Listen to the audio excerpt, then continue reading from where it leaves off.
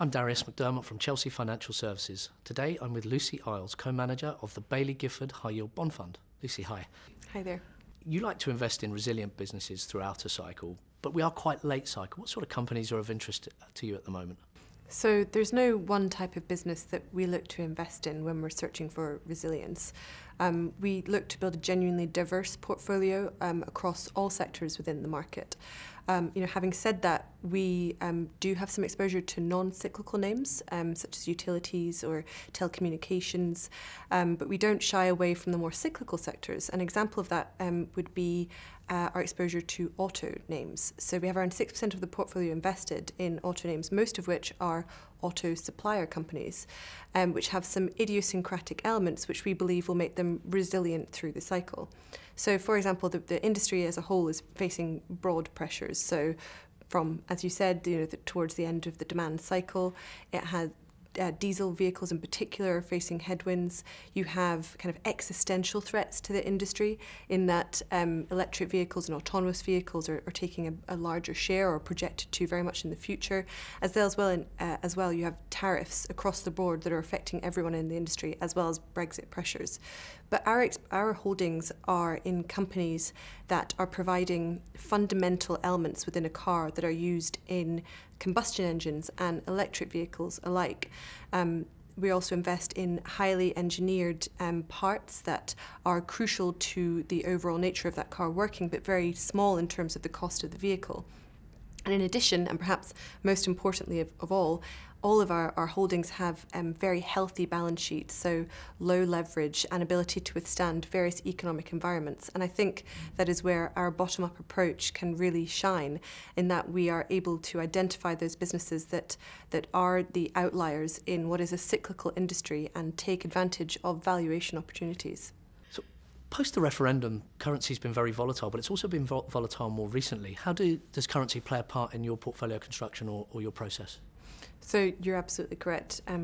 Currency has been very volatile over this period due to Brexit concerns. And while we are cognizant of macro factors, our analysis doesn't focus on them, nor do our investment decisions. So our performance is driven by company credit spread risk. So we hedge out any other factors that may impact performance, such as duration and currency. You've been co-manager on the fund for the last year. What have you learned? What aspects have really stood out?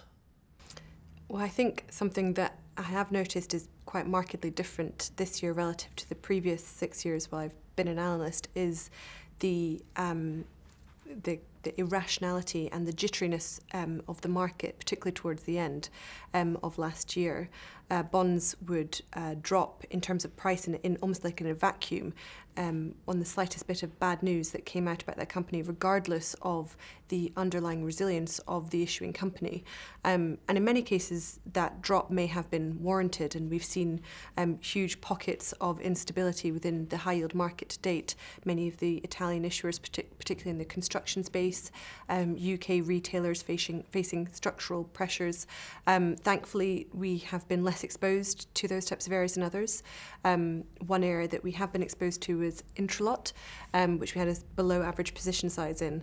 The bond price dropped on aversion to emerging markets, which this company had contracts in Turkey.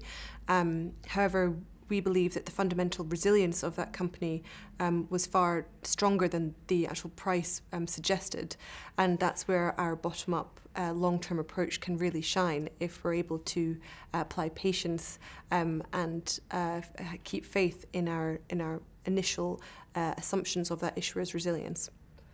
And maybe sort of the last but sort of killer question is, why should we invest in high yield at all at the moment? What's standing out about the asset class?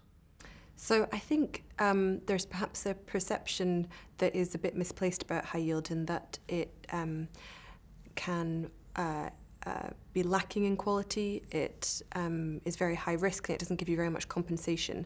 And we believe that view is born out of the traditional approach to high yield, which is essentially value plays on unsustainable companies over a short-term time frame. Our approach is very different. we look to invest in resilient businesses in a bottom-up approach with no top-down overlays over the long term. And as such, we believe that high yield can offer a resilient income stream through the cycle in high-quality issuers in disparate and compelling markets. And it is avoiding that top-down overlay, which can, at times, provide a big mispricing from fundamental issuers and give us inefficiencies for our bottom-up approach to capture.